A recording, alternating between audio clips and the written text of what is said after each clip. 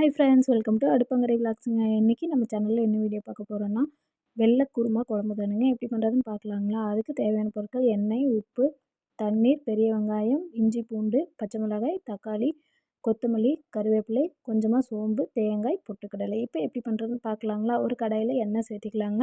எண்ணெய் நல்லா சூடானதுக்கப்புறமேல்ட்டு சோம்பு சேர்த்திக்கலாம். இது கூடவே வெட்டி வச்சுருந்த 2 பச்சை மிளகாய் சேர்த்திக்கலாங்க. நல்லா வதக்கி விட்டுறலாம்.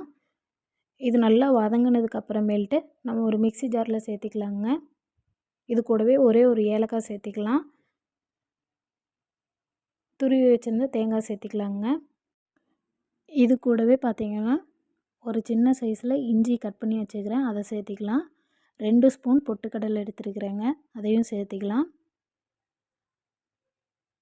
தேவையான அளவுக்கு உப்பும் சேர்த்திக்கலாங்க. தேவையான அளவுக்கு தண்ணி சேர்த்திட்டு இந்த மாதிரி நல்லா பேஸ்ட்டாக அரைச்சி எடுத்துக்கலாம்.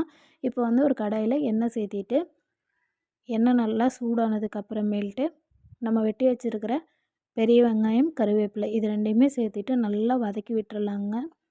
இந்த பெரிய வெங்காயம் பார்த்திங்கன்னா நல்லா வதங்கணும், கண்ணாடி பதத்துக்கு வரணுங்க. அந்தளவுக்கு நல்லா வதக்கிக்கலாங்க.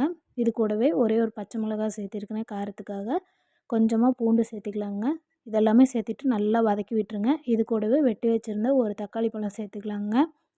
நல்லா வதக்கிக்கலாங்க. இது நல்லா வதங்கினதுக்கப்புறமேல்ட்டு நம்ம அரைச்சி வச்சுருக்கிற தேங்காய் பேஸ்ட்டை சேர்த்திக்கலாங்க. சேர்த்திட்டு நல்லா கலந்து விட்டுறலாம். இந்த மாதிரி நல்லா கலந்து விட்டதுக்கப்புறமேல்ட்டு நம்ம குழம்புக்கு தேவையான அளவுக்கு உப்பு சேர்த்துக்கலாங்க.